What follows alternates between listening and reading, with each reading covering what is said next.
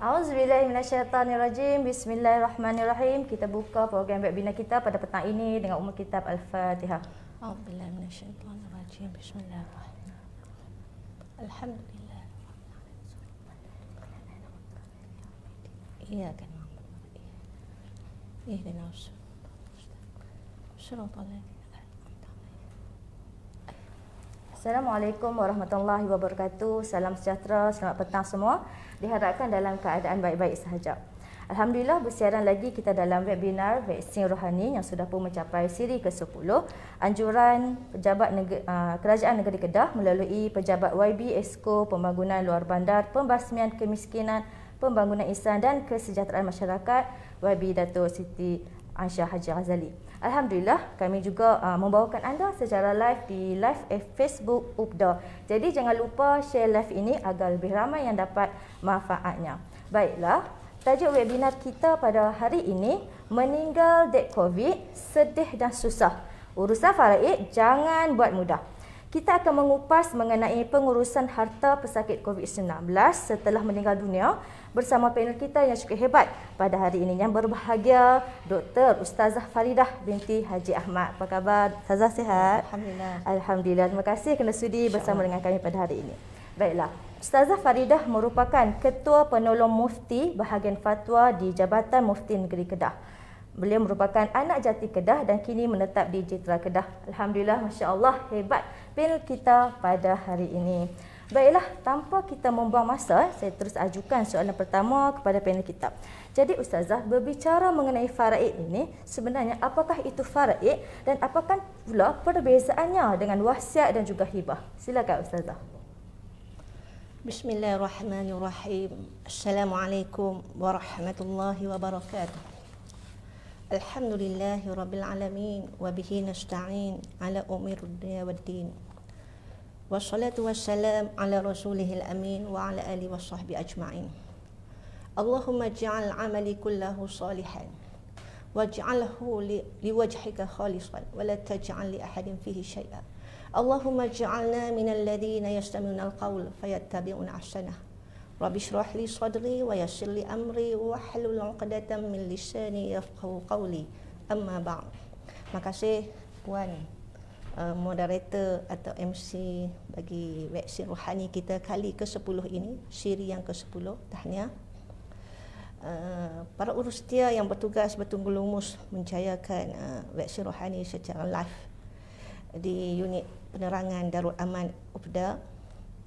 Tak lupa juga kepada pihak unit pembangunan ihsan khususnya YB Datuk atas kerjasama menganjurkan program yang cukup bermanfaat pada kita pada petang yang penuh rahmat yang melimpah ruah insya-Allah daripada Allah Subhanahu wa taala, kerana kita ditakdirkan pada petang ini bersama-sama dalam majlis ilmu walaupun secara santai. Baik, berbalik pada persoalan yang dikemukakan oleh moderator tadi. Atikah yang disebutkan sebagai faraid, dia jamak daripada al-fardu. Maksudnya satu nasibun muqaddarun fi syar'i li mustahaqqih, satu kadar yang ditentukan oleh syarak untuk hak-hak waris. Disebut sebagai harta peninggalan pusaka, harta yang ditinggalkan oleh si mati yang ada value, nilai, dan siapa yang berhak ke atasnya itu ahli waris. Disebut dalam ilmu faraid ini juga dikenali dengan at-tarikah. At-tarikah tu harta yang ditinggalkan oleh si mati selepas ia meninggal dunia. Yang kedua disebut al-mawaris, iaitu ashabul furud, siapa yang berhak mewarisi harta tu. Jadi dalam ilmu faraid dia ada at-tarikah, al-mawaris. Komponen dia yang sama membincangkan isu pusaka dan pembahagian serta ahli waris yang berhak dengan kadar-kadar yang tertentu. Kemudian dari aspek perundangan dimasukkan di sini untuk pentakrifan kita semua. Dia ada harta alih, dia ada harta tak alih. Itu liability yang ditinggalkan oleh si mati yang kita nak lihat milik-milik waris tadi ni. Tanah contohnya itu harta tak alih. Rumah, bangunan yang kita duduk ini dia mestinya tapak geran tanah dengan rumah nama yang sama, dia tak boleh berbeza. Contohnya itu harta ta'lih. Kalau harta alih barang kemas, kenderaan, wang tunai, jadi itu dari aspek perundangan. Yang mana antara yang saya boleh share di sini unit jabatan JKPTG, unit pembahagian pusaka kecil, dia mendefinisikan sebagai harta alih dan harta ta'lih supaya mudah agensi-agensi itu untuk menguruskan pembahagian harta pusaka. Baik. Kemudian kita tengok dari segi wasiat. Yang disebut sebagai wasiat itu satu akad, ikrar. Ikrar oleh seseorang sebelum dia meninggal dunia, menyerahkan sebahagian daripada harta dia kepada seseorang. Yalzam hadha ba'dal maut. Tetapi aplikasi transaksi pelaksanaannya semua selepas meninggal dunia. Tak boleh lagi dipindah nama ketika masih hidup. Dia ada syarat dia, wasiat ni tak boleh lebih daripada 1/3.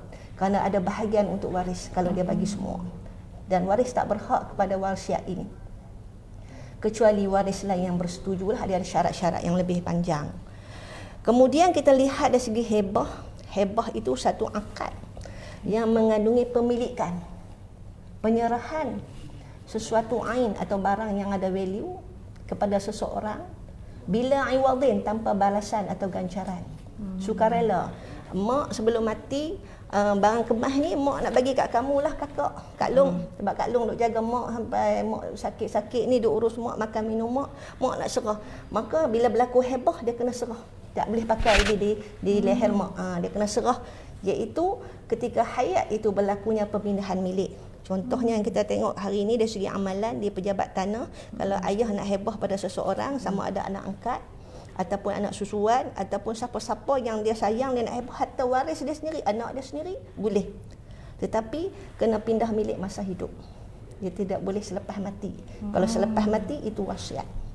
Jadi bila kita tahu terminologi dari segi 3 instrumen penting dari segi pengurusan harta ini, maka kita dapat lihatlah hak-hak siapa, dan kita sendiri tidak terasa iri hati, terasa tak aci lah cakap Kedah kan, tak aci mak bagi apa semua ni, sebab kita tidak boleh berlakulah kita kata ketidakadilan, sebab hak harta ni hak masing-masing dan masing-masing berhak nak tasarruf ataupun nak menguruskan harta tu kepada anak yang dia sayang, kepada orang yang jaga dia di saat-saat hujung usia senja dia dan sebagainya. Jadi perkara ini mestilah diselenggara, diurus mengikut hukum syarak dan semuanya didokumentasikan. Ya ayyuhalladzina amanu, disebut dalam satu ayat itu, dia kata fa idza adrah ahdakumul maut in taraka khairul wasiyatu lil walidain wal aqrabin. Maknanya bila saat kematian itu, elok disunatkan kamu buat wasiat untuk adik-beradik kamu yang tidak berhak melalui pewarisan. Sebab itulah kalau kita sebut dalam Quran jelas, lirrijali nasibun, bagi lelaki itu ada bahagiannya, mimma tarakal walidani wal aqrabun, iaitu yang ditinggalkan oleh mak ayah dan juga kerabat dia, adik-beradik dia. Walin nisa'i nasibun, dan bagi wanita pun sama. Dia ada hak dia.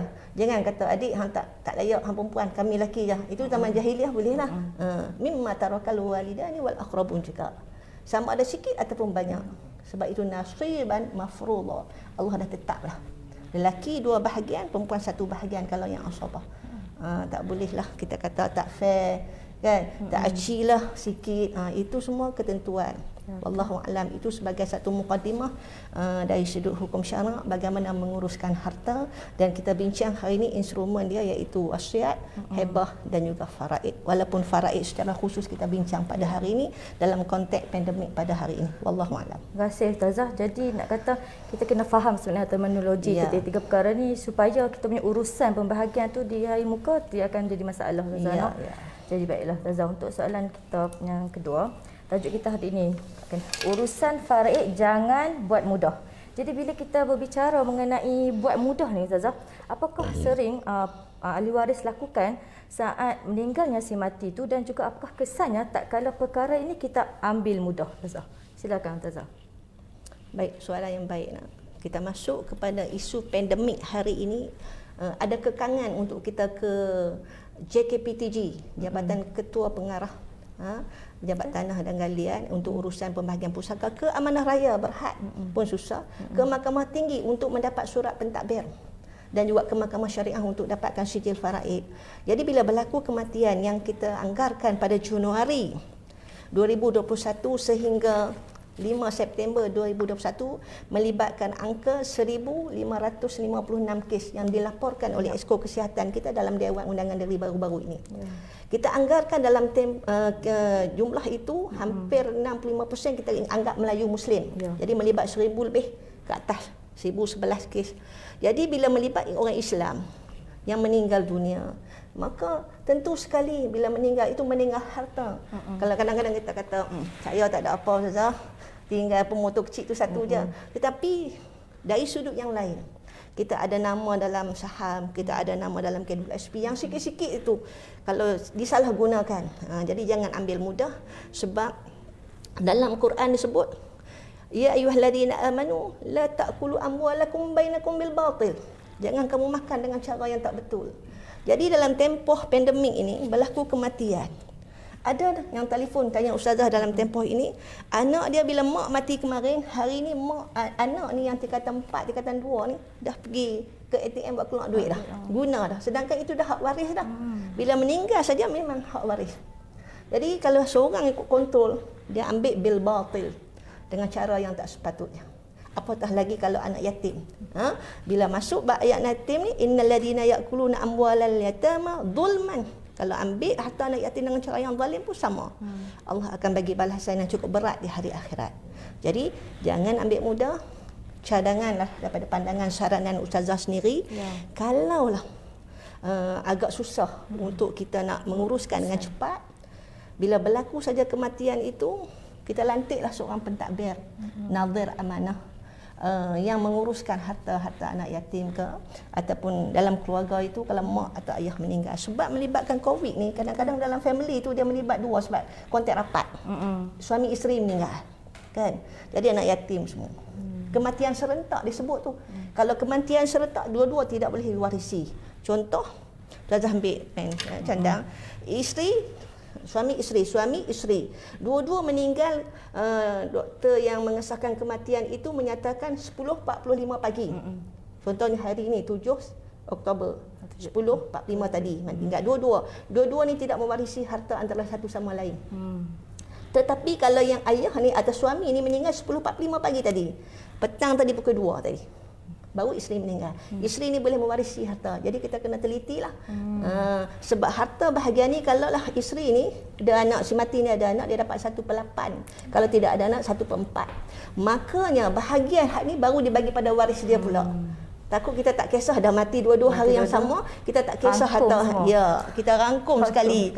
Bimbang pengurusan harta itu menyebabkan terambil, termakan, terguna. Macam rumah pusaka lagi-lagi lah kan. Rumah pusaka tu nak agih, siapa nak duduk rumah ayah ni? Kalau siapa yang duduk tu diberi kebenaran ke? Ataupun bagaimana syarat-syarat dia? Jadi saya sarankan secara peribadi, ada kes-kes yang telefon sampai ke jabatan, ada yang salah guna, lebih-lebih dalam musim buah baru ni kan. Ada yang jual buah hasil tu ambil, siapa Pak Long yang urus, Pak Long lah ambil. Siapa yang masing-masing jual sendiri ada hasil tanaman, hasil padi apa semua kan. Jadi kita lantik seorang pentadbir secara musyawarah ahli keluarga kita, dan kita kumpul semua. Kalau barang kemas, ini barang kemas, ini wang tunai, ini tanah. Yang tanah ni lambat sikit dia melibat agensi. Kalau yang alih ni dia mudah selesai dulu, supaya takut kalau kakak sulung pakai tu, isteri abang tu pakai gelang mak kami. Contoh kalau bergaduh macam tu, dia akan bawa. Kalau lama direct pembahagian ini, dia akan timbul ketidakharmonian dalam hubungan silaturahim. Jadi ada kes-kes yang beratlah melibatkan putus saudara, disebabkan isu pusaka ini. Memang isu yang berat. Jadi kita sarankan kepada kita semua cermat dan hati-hati, dan cubalah berlapang dada. Sekiranya itu hak kita, kita ambil lah. Tapi kalau hak kita tak mau ambil, boleh. Dalam hukum syarak disebut takharuj, berlepas diri. Bahagian untuk bagi kepada adik yang masih lagi duk belajar, ataupun OKU, adik kelainan upaya. Abang Long ni dah okey dah, establish dah dari segi kehidupan, bekerja dah, semua jawatan okey. Hak bahagian Abang Long nak bagi pun tak apa. Ataupun nak ambil boleh, tapi setakat mana yang diberi had oleh syarak tadi. 1/3, 1/4, 1/8, 1/6, 1/2 dan 2/3. Itu saja bahagiannya. Dan lebih itu adalah asabah. Wallahu a'lam. Terima kasih Ustazah. Jadi penonton semua jangan buat mudahlah perkara ni kan. Jadi apa yang kita boleh buat, kita boleh lantik pentadbir, dan juga kalau tak tahu kita call lah, kita tanyakan, sebab urusan sekarang pun memang susahlah untuk kita pergi ke pejabat-pejabat kerajaan. Jadi ya Ustazah, untuk soalan seterusnya kan, kita kata saat meninggalnya seorang Muslim tu kena segerakan pengemudiannya, dan seterusnya selesaikan hutangnya dan juga uruskan hartanya. Tapi masyarakat kita sekarang ni Ustazah, setakat selesai tentang pengemudian je. Lepas tu lagi dia sibuk lah nak buat kenduri tahlil, lagi nak panggil kita orang baca yasin apa semua tu, dia macam terlupa untuk step yang seterusnya. Jadi sebenarnya apa yang sepatutnya kita buat, mungkin Ustazah boleh bagi tahu step by step dari saat berarak keluarnya keluarga daripada tanah penguburan dan sampainya ke rumah tu. Silakan Ustazah. Baik, terima kasih. Wallahu a'lam bishawab. Terima kasih kepada para pendengar, para penonton yang dirahmati Allah sekalian. Kita melihat isu kematian ini isu yang besar. Dan kita diberi amanah untuk mengurusnya. Sebab kalau kita direct terlalu lama, kan? Sebab ada kes yang sudah buat kajian, hampir ambil masa 30 tahun tak selesai lagi. Bila kerajaan nak ambil tanah untuk pembangunan, tengok-tengok masih nama si mati. Waris baru tampil. Waris dah berlapis-lapis dah. Disebabkan ada kematian itu. Itu menyebabkan lagi lama, lagi sulit untuk kita nak selesaikan isu pusaka ini. Jadi bagilah secara peribadilah Ustazah sarankan perkara yang perlu kita ambil perhatian bila berlaku kematian, kita kena lantiklah seorang dalam kalangan ahli keluarga kita, macam tok pengulu lah dalam keluarga yang thiqah, yang boleh kita percaya, amanah dan ada kepimpinan dalam menguruskan. Kita serah pada dia dan dia akan buat laporan catatan semua, dan dia akan mesyuarat dengan ahli waris apakah yang perlu kita lakukan dengan hasil-hasil ataupun kita kata at-tarikah, harta-harta yang ditinggalkan oleh si mati ini. Kadang-kadang harta tu dia ada berjalan macam saham kan, macam dia investment apa semua tu kan. Jadi pertama sekali bila berlaku kematian, semua tu dah berlaku hak waris. Kalau meninggal pada 10.45 pagi, hari ini pagi tadi, stop dah. Bukan lagi kalau kita masuk rumah tu, ni Kak Long ni rumah ayah kami ni, sedangkan ayah dah mati dah. Ada stigma yang macam tu. Kan? Ni rumah ayah ni bukan rumah Abang Long, sedangkan ayah dah mati 10 tahun, kita dah sebut rumah ayah lagi. Jadi perkara ini perlu kita beri perhatian. Yang pertama, kos pengurusan jenazah. Itu kita ambil daripada duit yang ditinggalkan oleh si mati, wang ataupun kos-kos daripada perbelanjaan yang ditinggalkan. Tetapi biasanya kalau isteri yang meninggal, tuan-tuan dan puan-puan sekalian, suami yang volunteer, saya kos isteri saya nak settle semua, tak ambil pun duit isteri. Kalau ada anak-anak yang nak tabarruat, yang disebut sebagai sedekah, sumbangan, hadiah untuk penghormatan terakhir perjalanan ibu kita kan ke negeri yang abadi ini, kita semua nak wakafkan harta-harta kita untuk urusan yang itu. Boleh. Tetapi kalau tidak ada, mungkin semua adik-beradik miskin, abang miskin, anak pun kecil lagi, ambil duit yang ditinggalkan oleh si mati. Tapi hadnya daripada untuk urusan upah. Upah itu upah mandi, upah beli kain kafan. Ya, kemudian untuk urusan pengkebumian, bawa daripada van jenazah yang disewa sampai ke pusara, digali liang, semua itu boleh diambil daripada duit yang ditinggalkan oleh si mati. Tetapi tahlil, kenduri arwah yang selalu kita buat sebelum PKP ni tidak boleh diambil daripada harta si mati. Sebab itu adalah harta anak yatim. Kalau nak buat kenduri, nak buat tahlil, itu volunteer daripada kalangan kita sendiri. Nak keluarkan hasil duit kita ini untuk nak buat majlis itu. Tidak boleh mengambil daripada duit si mati. Kecuali lah kalau biasanya hari kematian ada yang menyumbang, tuan-tuan dan puan-puan. Ada yang satu ada jak kan? Ada terpawai kan? Ataupun saja tak ada pun kita pergi masuk dekat poket anak si mati tu, kita masukkan RM50, RM20. Yang tu pun kalau setuju sama adik-beradik yang dapat sumbangan tu, hak tu kita buat kenduri tahlil okey. Sebab itu bukan harta pusaka. Harta yang terbit selepas kematian bukan milik si mati dah. Sumbangan dan sebagainya lah yang lain. Okey, itu yang perlu kita faham. Yang kedua, liability yang ditinggalkan oleh si mati, iaitu hutang piutang, gadaian, sewa menyewa. Kalau hutang tu orang yang hutang dengan dia 2K, dia volunteer nak serah kat siapa? Serah kat waris. 2K itu masuk dalam akaun faraid tadi. Tak boleh siapa-siapa guna. Siapa yang nak pinjam dulu ke apa semua kena dicatat lah. Termasuk juga hutang yang si mati sendiri kepada pihak yang lain, jelaskan guna duit si mati itu dulu. Kes hutang piutang ni kena jelas, sebab tu orang yang nak berhutang tu faktubuh kan, disebut kena idza tadayantum bidaini ila ajalin musamma faktubuh. Maknanya kena tulis, ada dokumentasi. Jangan Pak Long tu dulu meninggal, dia ada hutang saya tapi tak ada dokumen. Susah kita nak trust lah, iaitu nak percaya dengan perkara tersebut. Kemudian dengan Allah Ta'ala ni kita sebut juga sebagai badal haji kalau sekiranya tak buat haji lagi. Ayah kita tak pergi Mekah lagi buat haji, maka nak menyempurnakan rukun Islam yang kelima itu, kita buat badal haji sekali untuk dia. Kemudian zakat dia belum lagi, kita qada untuk dia. Fidyah dia yang belum selesai, mak ni kalau bulan Ramadan bersalin, 3 kali Ramadan bersalin lah, tapi tak qada lagi puasa, kita kira fidyah dia, kita gunakan harta yang ditinggalkan untuk selesai. Ini tanggungjawab dia. Sebab itu hikmah menyegerakan pengurusan harta pusaka ini adalah untuk nak selesaikan perkara-perkara yang berkaitan dengan si mati. Sebab hutang piutang ni tuan-tuan dan puan-puan yang dirahmati Allah, dalam satu hadis disebut, nafsul mu'mini mu'allaqatud bidainihi hatta yuqda anhu.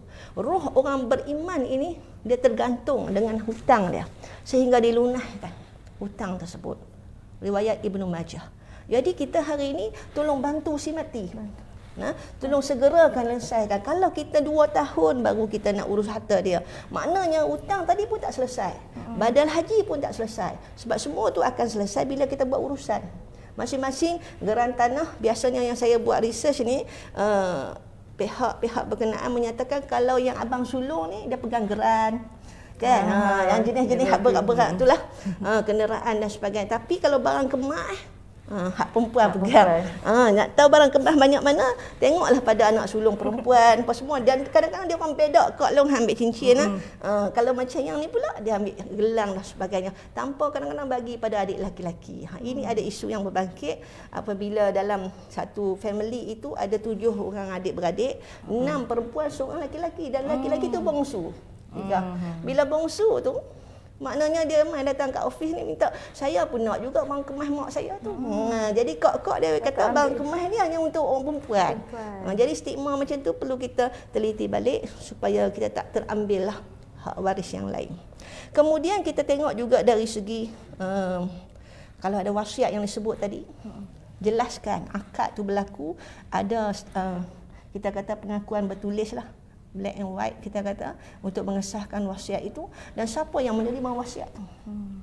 Contohnya anak susuan yang tidak ada dalam bahagian pusaka, anak angkat yang banyaklah berjasa mungkin dia bagi, tapi syarat tak lebih daripada 1/3. Kalau lebih daripada 1/3 tak boleh, sebab dia akan mengurangkan bahagian waris. Okey.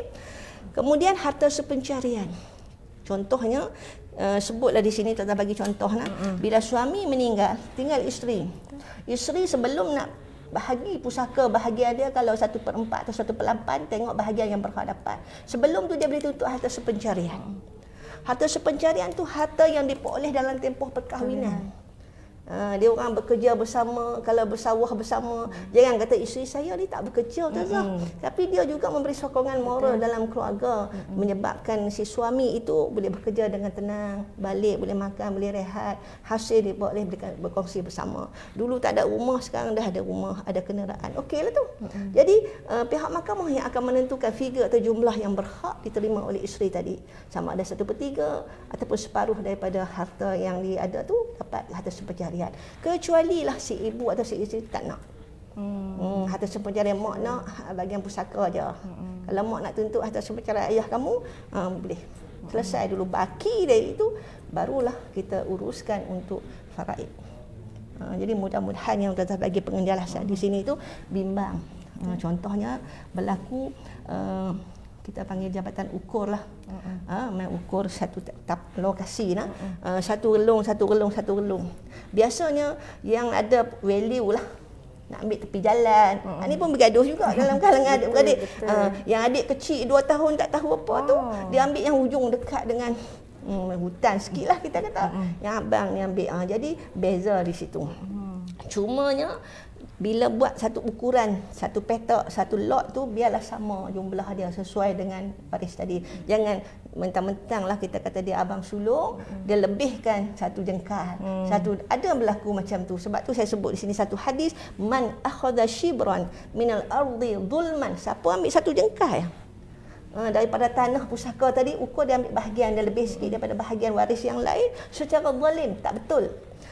Fa innahu yutawiquhu yaumal qiyamati min sab'i aradin. Dia akan dibelit dengan 7 lapisan daripada jengkal tadi. Kalau satu jengkal, kalau satu depa, kalau satu jembar, maknanya itulah janji Allah kepada mereka yang buat kezaliman dalam menguruskan harta.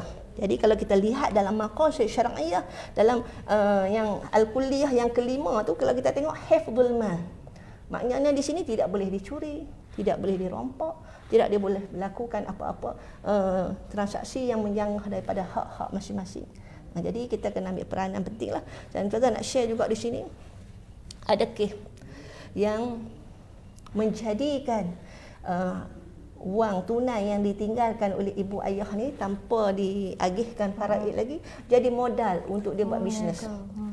Jadi bisnes dia tu menguntungkan, nampak income yang banyak. Jadi bila dah usia senja ni baru dia terasa sebenarnya modal tu bukan hak dia seorang, hak abang dia, hak adik dia. Jadi bagaimana dia nak U-turn, nak clear balik yang hasil-hasil dia itu. Jadi itu pula perlu kepada sifat amanah lah, kejujuran. Dalam vaksin rohani yang kita bincang pada hari ini, kita nak suntik kejujuran, amanah dalam diri. Walaupun anak-anak yang dikatakan masih kecil, anak yatim tadi, tetapi kita yang Pak Long, Pak Saudara, kan, Tok Wan, walaupun harta tu banyak, tapi kita ingatlah kalau bukan milik kita, tak payahlah kita cuba nak orang kata ambil dengan cara yang tak elok untuk kepentingan family kita. Kerana sampai di ending usia kita senja nanti, memang kita tak akan tenang. Betul. Ya, kita akan cari balik anak-anak yatim yang dah membesar ini untuk halalkan balik apa yang telah kita guna, ambil dan laksanakan. Allahu a'lam. Masya Allah. Jadi benda ni jangan nak buat main-main lah semua orang. Kita nak bantu si mati.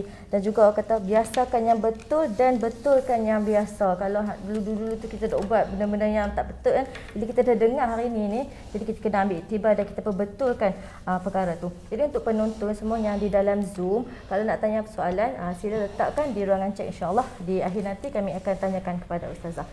Jadi ya Ustazah, sini kita tengok masyarakat kita lah, ramai yang menganggap lah tak patut kita berbicara mengenai harta si mati saat tanah kubur dia masih merah. Hampa ni kubur kau tu masih merah lagi, duk cerita lah harta. Jadi apa pendapat Ustazah tentang pemikiran yang sebegini Ustazah? Banyak kes-kes kalau kita libatkan. Kita ni orang Melayu, bukan Islam, dia Melayu, dia jaga adab. Kalau waktu-waktu kematian ni, kita jangan sibuk duk tanya geran. Malam tu duk bincang dah sebab abang Long, Kak Long balik daripada KL. Lusa nak balik ke sana dah menguruskan kematian ibu ayah. Masing-masing duk tanya adik-adik, kakak yang duduk di kampung, mana geran mak? Mana ni geran untuk kenderaan semua? Jadi bila diutarakan perkara itu, maklum hak Tok Long ni hampa ni. Macam tu lah. Mak hampa baru meninggal. Ke batu nisan pun tak letak lagi kan. Merah lagi pusara. Itu stigma yang berlaku dalam masyarakat. Apa pun Ustazah nak bagi tahu, maklum kepada para pendengar di sini, kalau perbincangan mengenai isu pusaka, jangan libatkan orang yang tak sepatutnya. Nanti dia akan berubah keputusan. Yang nak bagi sama rata, nak bagi ikut faraid. Yang adik perempuan kata bagi sama rata lah, sebab adik pun nak sama banyak macam abang-abang. Itu juga berlaku. Jadi pada pandangan Ustazah sendirilah dalam isu ini, dalam kajian Ustazah sendiri itu membual dengan Tan Sri almarhum Datuk Sri Harusani, Mufti Perak. Ketika dululah ketika research, Ustazah hadir di pejabat dia, Ustazah tanya, Datuk, waktu bila yang sepatutnya kita menguruskan jenazah pusaka selepas berlaku kematian? Pandangan Tan Sri Harusani ketika itu almarhum, bila masuk liang buat selalu, dia kata. Tetapi kita pula bagi pandangan kita, bila duk tanya mak, bila ayah meninggal, mak ni duk sedih. Bila kehilangan ayah, duduk dalam bilik menangis, duk baca Yasin, solat hajat apa semua ni. Kita pergi tanya bab harta, memang tak sepatutnya lah. Jadi dalam syarak dia bagi satu gap lah. bagi hilang kesedihan, kan? Perkara tu biar reda, tenang, kan? Biasanya kita bagi masa dalam pandangan Ustazah dalam kajian 6 bulan. 6 bulan itu tempohnya kita rasa dah sedih-sedih hilang. Letih-letih menguruskan sakit, si mati pun dah hilang. Kita pun dah segar balik, bersemangat untuk menerus kehidupan. Masa ni kita satu mesyuarat dalam tempoh 6 bulan, insya-Allah kita boleh selesaikan. Itu masa yang terbaik. Macam dengan dalam enactment undang-undang keluarga Islam, kita tengok bagaimana yang berkahwin luar negara balik ke Malaysia, dia ada gap masa untuk daftar dengan perkahwinan dia yang luar negara tu di dalam negeri Kedah contohnya. Tempohnya 6 bulan juga. Okey, bila 6 bulan ni masa yang selesa lah.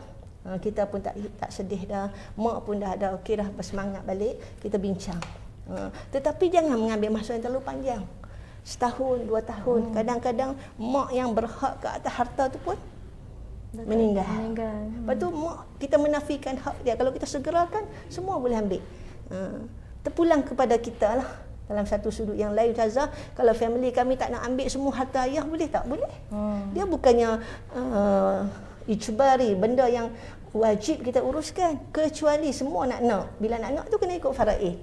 Tapi kalau volunteer semua kami nak wakaf, duit ayah ni, wang tunai semua, 20k untuk buat masjid atas nama ayah, silakan. Sebab dalam satu hadis sebut, ni'mal malu soleh lirrajuli as-soleh. Sebaik-baik harta yang baik dia berada dalam tangan anak ataupun lelaki yang baik. Dia tahu manage duit itu ke mana. Sebab tu bila kita meninggal, tinggal anak yang baik-baik.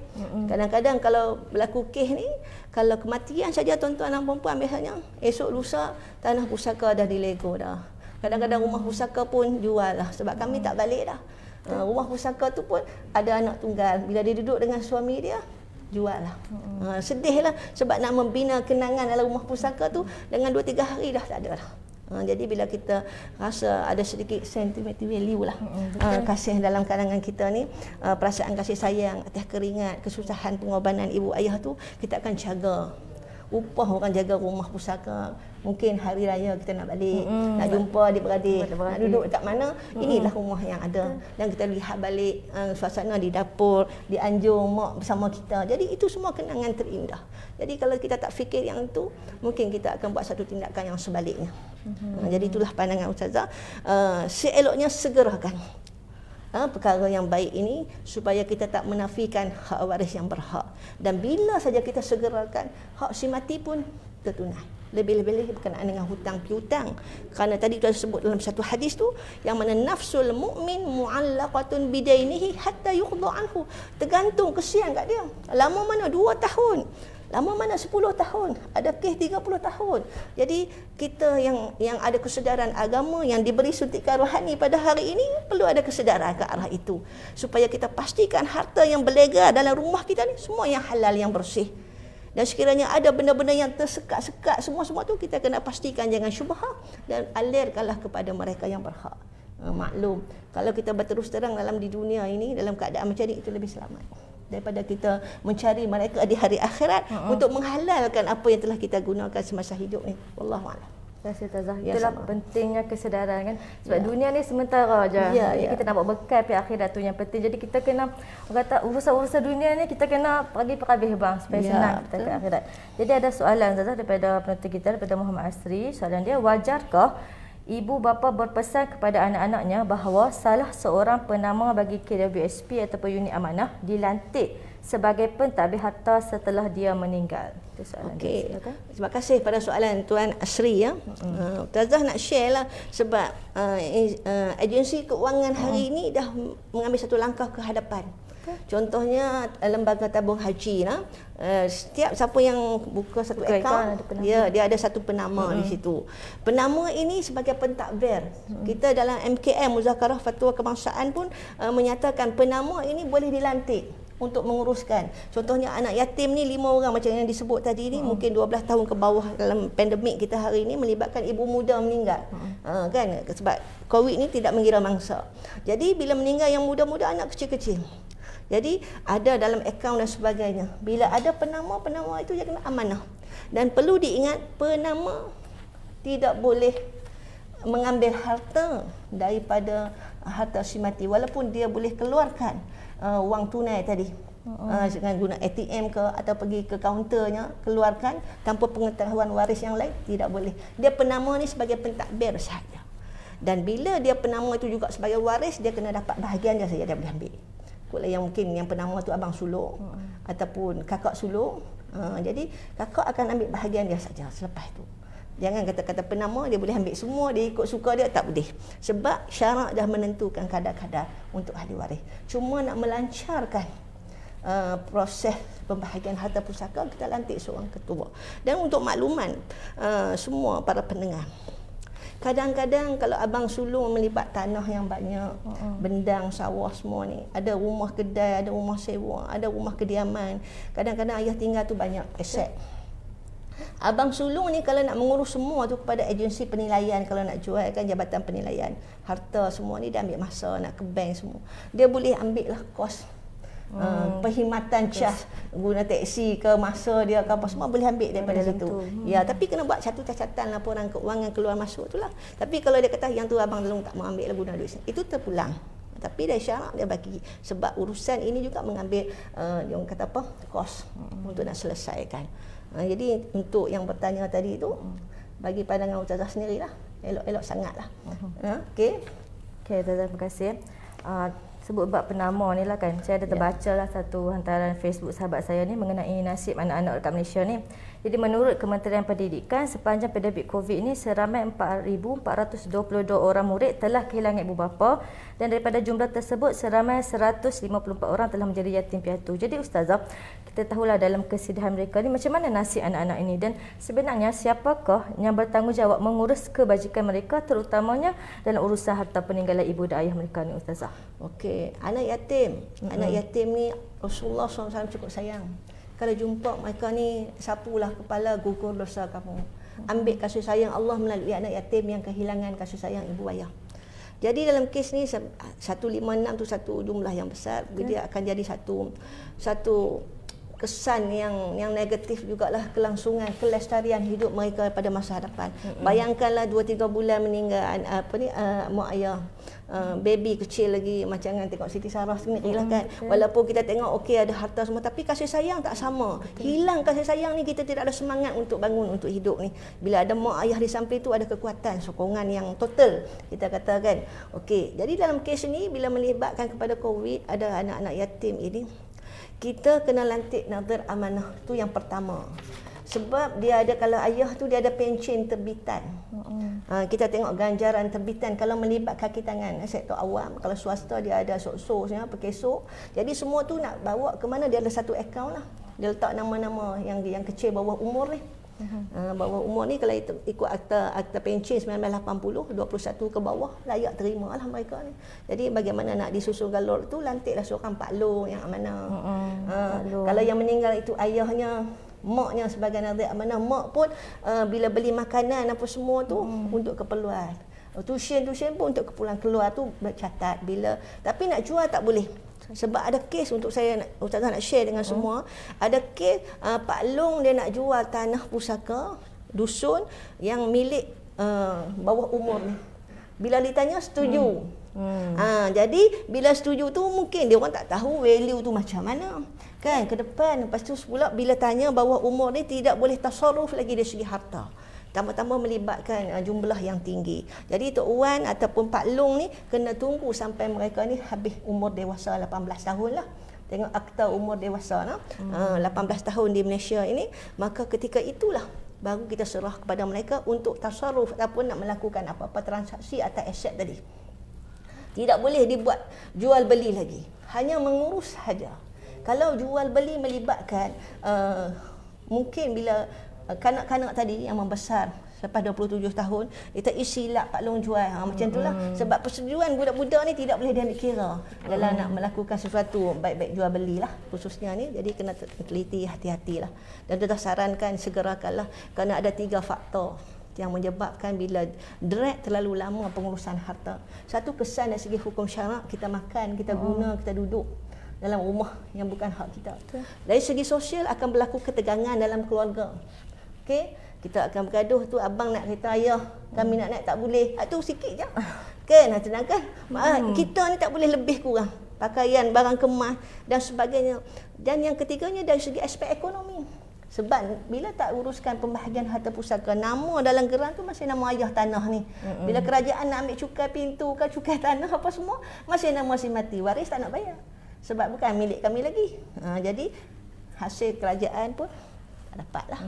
Tak memperasangkan. Jadi banyak kesan yang negatifnya. Maka nak selamatkan kehidupan kita daripada terjebak dalam salah guna harta pusaka ini, vaksin rohani hari ini menyuntik semangat kita amalkan kejujuran dan keikhlasan. InsyaAllah ambil yang benar, yang hak kita, yang bukan serahkan pada pemilik dia. Itu saja kaedah.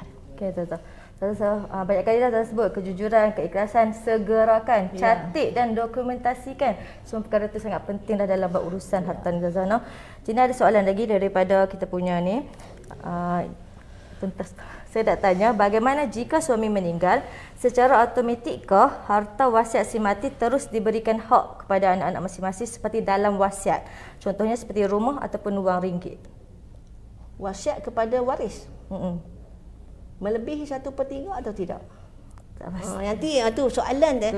Saya kalau ini pengalaman Ustazah macam semalam di pejabat pun sama. Dia kata saya waris Ustazah. Waris Ustazah, saya ada isteri. Ni saya nak share kemarin punya dekat Sungai Petani. Dia pergi ke satu agensi, dia kata saya suami dapat 1/4. Si mati ada anak 4 orang. 4 orang tu dia dapat 2/3. Okey. Kemudian ibu si mati ada dapat 1/6. Kemudian kita tanya ada abang dah. Ada, tapi agensi itu tak senaraikan pun.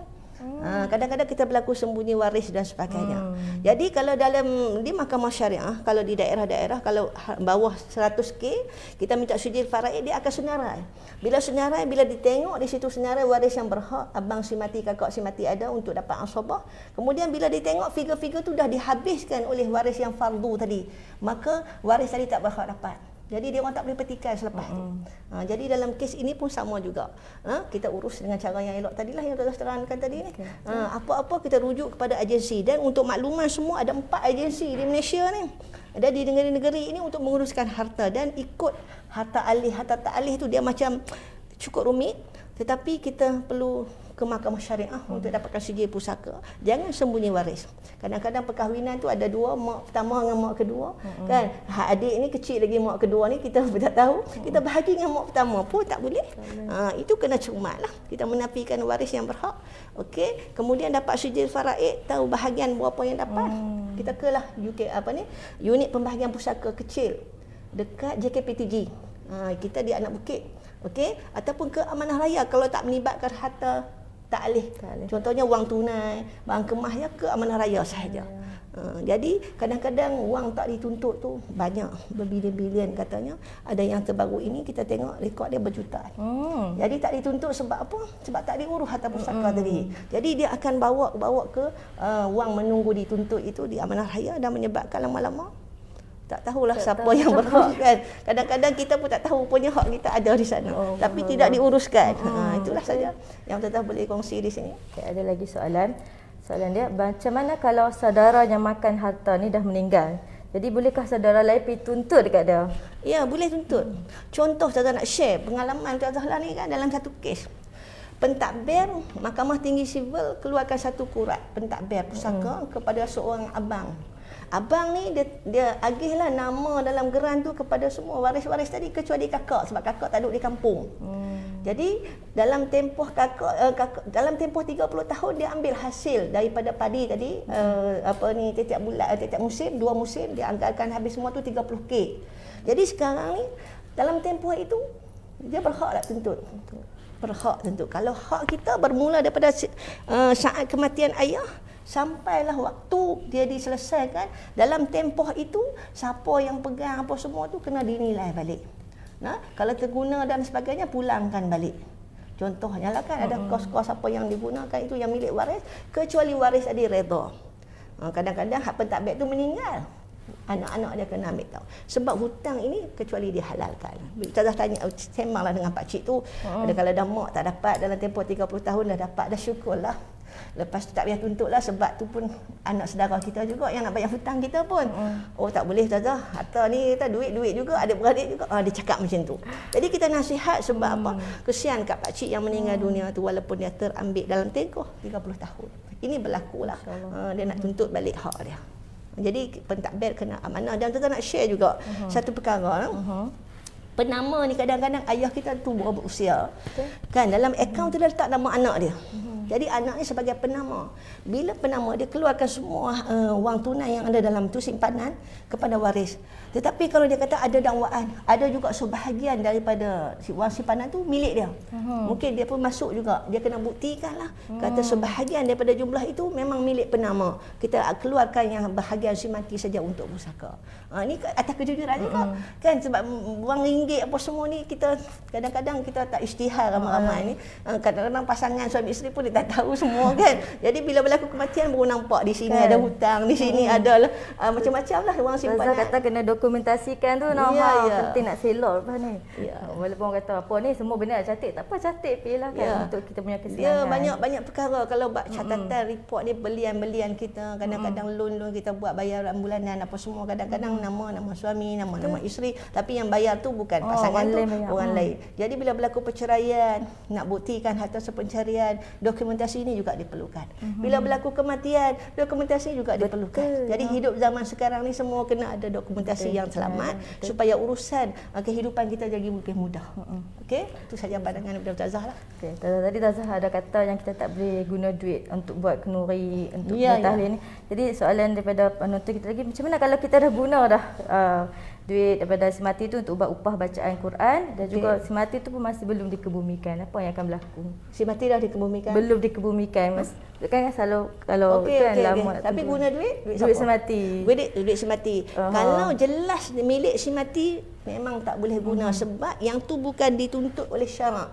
Cuma kita sebagai satu ihsan. Makanya kalau dah guna, kita keluarkan duit kita sendiri untuk bagi kepada waris-waris yang berhak yang daripada bahagian kita buat upah tadi. Katalah dalam RM300 di situ. Katakanlah kita guna duit dalam pusaka tadi, kita masuk balik, kita tengok figure yang RM30 itu 1/2 siapa dia. Ada tak? Kalau mak kita ikut isteri dapat 1/4 ataupun 1/8 kalau ada anak. Tolak daripada RM300 je. Mak kita tak payah ambil lah ni. Macam tu. Pergi pula ke abang. Abang dapat RM30, abang dapat bahagian ni. Sebab saya guna dah duit ayah masa ayah meninggal tu, saya yang simpan duit ayah, saya guna untuk bayar semua. Ini kena rekut balik, bagi balik pada yang berhak. Kecuali masuk grup WhatsApp tak apa kan. Macam itulah yang nak recall balik berlaku kematian belum lagi dikebumikan, kami semua ambil jemput hak tahfiz mat, kami pun ambil duit ayah. Jadi mohon pandangan ahli waris dalam yang berhak ni, sekarang kau nak pulang balik. Kalau kata tak nak lah, setuju semua. Okey, kita isytihar. Itu lebih baik daripada kita diam. Sedangkan benda tu berlaku tanpa diketahui oleh pihak waris. Itu yang takut secara zalim tadi. Walaupun perkara tu baik, tapi tak kena ikut syarak. Pun tak kena juga. Okey. Jadi macam soalan penonton ni jugalah berbicara tentang wasiat. Kalau wasiat tu dah tulis dah anak tu dah semua dah macam elok lengkap dah. Jadi boleh ke waris tu untuk ikut wasiat sebiji, tak payah ikut faraid? Bukan. Seeloknya perkara ni hebah. Yalzam. Dia kata hadari ba'dal maut. Maknanya sekarang bila yalzam ba'dal maut itu maksudnya itu wasiat. Wasiat dia tak boleh kepada waris. La wasiyata li warithin. Tidak boleh bagi pada waris. Kalau nak bagi juga pada waris, lagi bila meninggal, waris akan dapat lagi bahagian pusaka. Kemudian kalau nak bagi pada waris juga, waris lain kena bersetuju.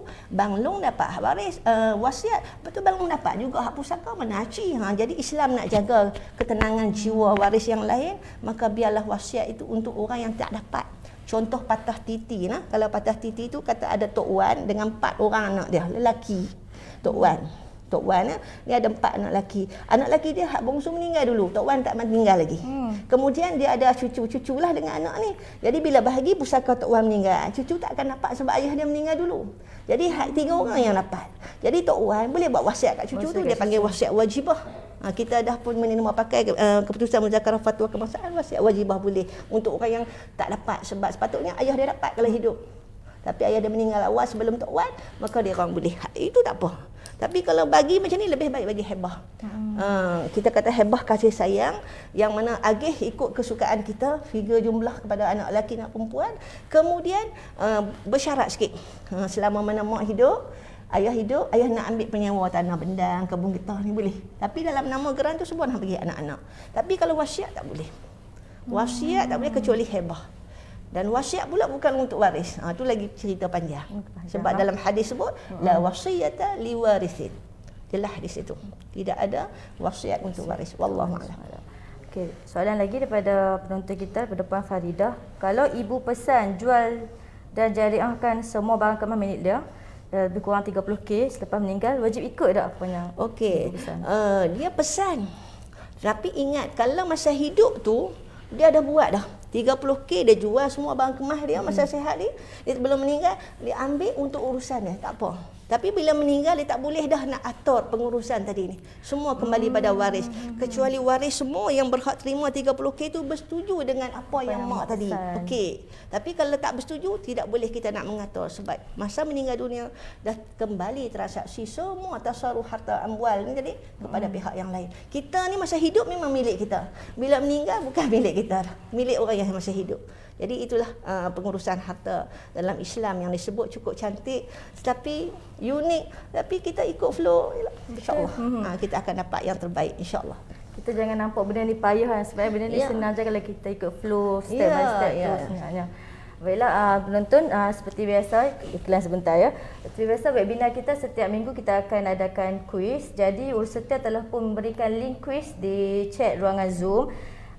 Jadi jangan lupa untuk daftarkan diri dan juga jawab kuis yang diberikan dan insya-Allah bagi pemenang ada ganjaran wang tunai yang menanti anda. Okey, jangan lupa tekan link di ruangan chat Zoom.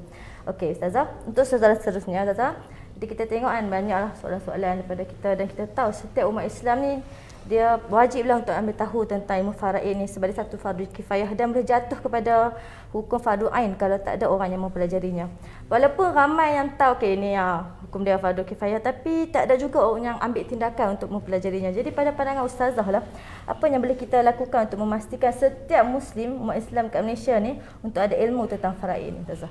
Okey, terima kasih Fatika yang mengudiakan soalan. Kepada para pendengar yang dirahmati Allah sekalian. Ini mungkin soalan terakhir kita lah. Bicara santai, Veksi Rohani siri yang ke-10 pada petang yang penuh barakah ini insya-Allah. Kita berbicara tentang ilmu. Kita hari ini ilmu faraid. Ta'allamu al-faraid wa 'allimuha. Belajarlah ilmu faraid ini dan mengajarlah orang lain. Dan dialah satu ilmu yang akan dicabut yunza'u an ummati, dia akan diangkat nanti di akhir zaman. Maknanya orang bila dah diangkat ilmu tu faraid macam tadilah, wasiat pun bagi habis tanpa faraid tak ada dah. Habis bagi ikut siling dah, harta tadi semua dah sampai kepada waris dah dengan cara yang macam kita suka. Sebenarnya benda tu tak berlakulah kalau kita ada ilmu kesedaran. Cumanya Ustaz nak sarankan kepada para pendengar, semua orang memiliki harta. Sama ada wang tunai, wang simpanan, lagi bencang, pasal pencen terbitan, banyak sulit, insurans kan, betul takaful kita, macam-macam yang ada. Harta intelek, royalty, semua itu melibatkan harta. Jadi bila melibatkan harta, at least dalam satu rumah tu celek faraid ini, contoh yang Ustazah bagi paling dekat lah. Bukannya kita nak kena hafal, si mati meninggal ada berapa yang dapat, itu tak perlu, itu biarlah serah pada agensi. Ada kesedaran nak urus pun, alhamdulillah, syukur dah sangat-sangat. Biasanya kita serah pada mereka yang ada authority dalam family kita tu lah. Contohnya Tok Pengulu yang kita kata tadi ni, abang sulung, abang yang ada kewibawaan, pak long yang memang dipercayai, dihormati dalam keluarga, bertindaklah untuk kemaslahatan semua. Sebab ad-dinu mabniyun 'alal maslahah. Agama itu terbina atas kemaslahatan. Bila kita lakukan atas dasar agama, semua orang akan ittifaq, bersetuju. Tapi kalau kita buat atas kepentingan peribadi, semua akan hujum kita menyatakan sesuatu yang tak baik tentang diri kita dan akhirnya akan timbul fitnah. Jadi bagi kita semua, kalau ada kesedaran, kakak ke, adik ke, bincang elok dan segerakan. Segerakan masuk tengah tu, rujuklah di mahkamah syariah ni, ayah saya dah meninggal ni sijil kematian. Contohnya ni apa? Urus. Itu saja. Biar pihak yang ada authority untuk menentukan waris ini dapat berapa semuanya. Kita cuma clear dari segi harta itu. Dan kalau sebut di sini juga ada liability yang ditinggalkan oleh mati, yang ni pun kita catat. Urus RM1,500 badal haji. Ini untuk lembaga zakat ni Kedah qada yang balik hutang, apa ni, zakat yang belum diselesaikan. Tik-tik semua ini baki dia. Semua waris jelas. Maka kita pun hidup dalam keadaan aman dan kita pun tidak adalah kesabaran di hati. Teralatlah di hati ni kan. Kadang-kadang itu melibatkan anak saudara pun dia kata kat pak saudara. Pak saudara duk ambil harta ayah kami masa dulu kan. Sebab Tok Long bagi tahu. Ini dia akan bawa hubungan yang cukup tidak baiklah dari segi kita orang Islam ni sendiri. Wallahualam. Alhamdulillah. Terima kasih Ustazah. Banyak persoalan yang telah berjaya Ustazah rungkaikan pada kita pada petang ini. Jadi itu kesedaran tu penting. Jadi lepas siapa-siapa penonton yang tengok pada petang ni, kita habaq kat orang. Kita dah sedar, kita kena bagi orang lain sedar juga. Jadi sebelum kita melabuhkan tirai pada petang ini, mungkin Ustazah ada kata-kata akhir buat kita. Jadi silakan Ustazah untuk beri sedikit kesimpulan dan juga kata-kata penutup. Wallahualam bisawab. Tuan-tuan dan puan yang saya hormati dan kasih sekalian. Ingatlah harta itu untuk urusan dunia. Supaya kita hidup dalam keadaan yang lebih bahagia, sejahtera. Tetapi ingat, harta yang ditinggal itu juga boleh bawa kita celaka di akhirat. Jadi, managelah elok-elok harta kita. Dan wasiat pun wasiatlah kepada orang yang betul-betul boleh melestarikan harta itu untuk manfaat saham akhirat kita. Macam KWSP, macam kita dapat pencen waktu-waktu kita dah besar, bulan-bulan masuk.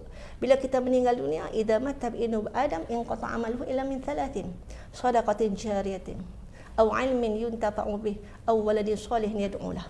Jadi kalau ada perkara-perkara yang disebut sebagai sedekah jariah itu, kita gunalah sekarang ini untuk diri kita sama. Kadang-kadang sedih ketika kita kerja siang malam, dapat duit banyak dalam akaun tapi tak sempat nak menikmati sebab duk simpan bagi banyak. Dah meninggal dapat kat waris-waris, lupa langsung untuk kebajikan kita. Melainkan waris itu dia ada ihsan, dia kata simpanlah sikit ni untuk hadiah untuk mak ni, buatlah sedekah kat masjid, kat surau. Itu terbaiklah. Tapi kalau tiada ingatan untuk kita, kesianlah kita sebab semua kita tinggal mereka hidup dalam keadaan yang sekian, kita yang menderita. Sebab la tazulu qadama 'abdin hatta yus'ala an arba'in.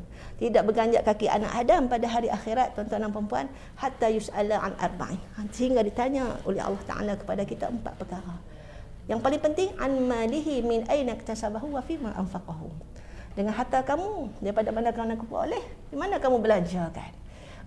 Belanja tu pula kita tengok, kalau kita dah meninggal, serah pada waris. Waris tu juga kena belanja dengan ikut cara yang diluluskan oleh syariat. Jangan salah guna untuk berfoya-foya. Sebab asbab terbitnya duit itu adalah daripada kita. Wallahualam. Yang baik pada Allah, kelemahan ibtazah. Moga berjumpa baik dan berdampak manfaat pada kita semua pada petang ini. Sekian. Assalamualaikum warahmatullahi wabarakatuh. Waalaikumsalam warahmatullahi wabarakatuh. Alhamdulillah, sejam kita bersiaran. Pasalnya amat menarik oleh panel kita pada hari ini. Meninggal dek COVID, sedih dan susah. Urusan farid jangan buat mudah. Kita tak dapat nafikan ketika kematian tu jiwa kita rasa sedih. Tapi jangan pula kita tinggalkan perkara yang ditutupkan oleh Islam. Jadi semoga perkongsian pada petang ini memberi 1000 manfaat dan pengajaran buat kita semua. Alhamdulillah. Jutaan terima kasih buat panel kita, Ustazah Dr. Farida binti Haji Ahmad atas kesudian bersama dengan kita pada petang ini. Terima kasih kepada pihak urus setia dan juga pihak penganjur atas program yang sangat bermanfaat. Selaku moderator, saya Atika binti Abdullah memohon kemaafan jika ada sebarang silap dan salah sepanjang mengemudi webinar kita pada hari ini.